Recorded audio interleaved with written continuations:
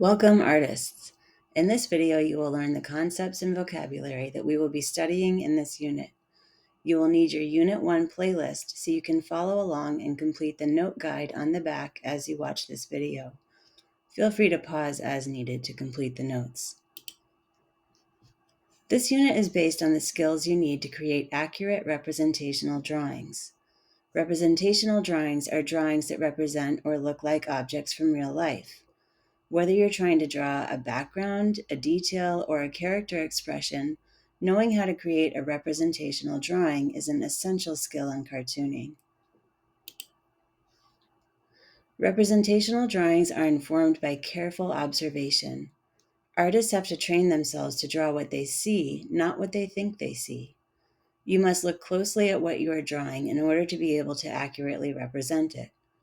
When you are observing, you should be looking at shapes, sizes, proportions, and space. Let's take a closer look at what those are. Shape is one of the 7 elements of art, which are the basic building blocks that all art is made from. Shapes are two-dimensional areas defined by a line, contrasting colors, or contrasting textures. There are 2 types of shapes, geometric and organic. Hopefully this is familiar to you from your earlier art classes. Geometric shapes are based on mathematical formulas. If you think of the shapes you learned in elementary school, triangles, circles, squares, octagons, etc., these are all examples of geometric shapes. All other shapes that cannot be defined by a mathematical formula are known as organic.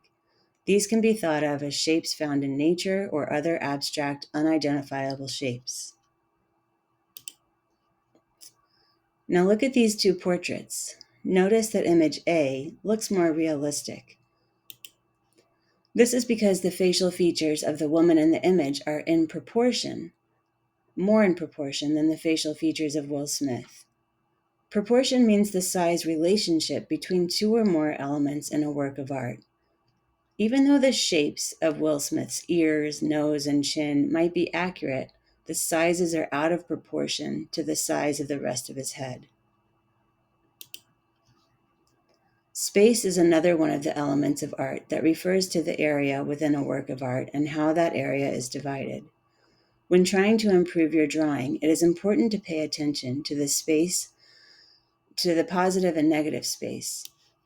Positive space is the main subject of the composition. In this image, the subject would be the plant. Shading was only added to the negative space, which is the area around the plant.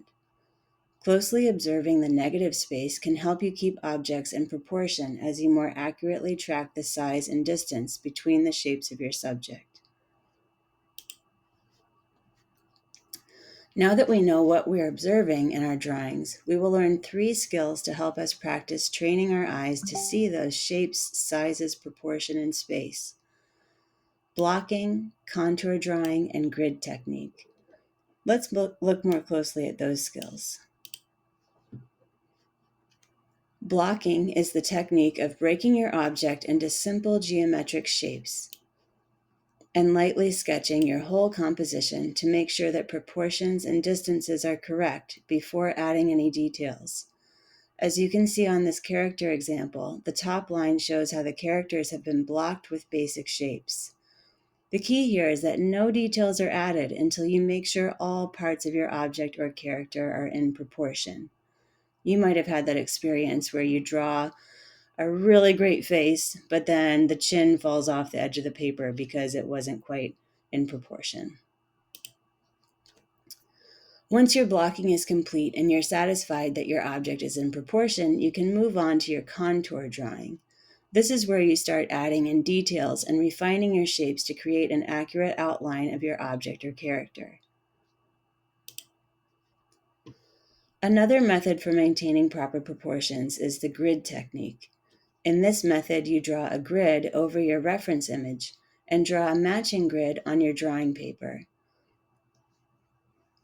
You then add the details of each square block by block using the positive and negative space within the grid to monitor proportions. In this unit, you will have a chance to explore both methods to create a representational drawing with accurate proportions.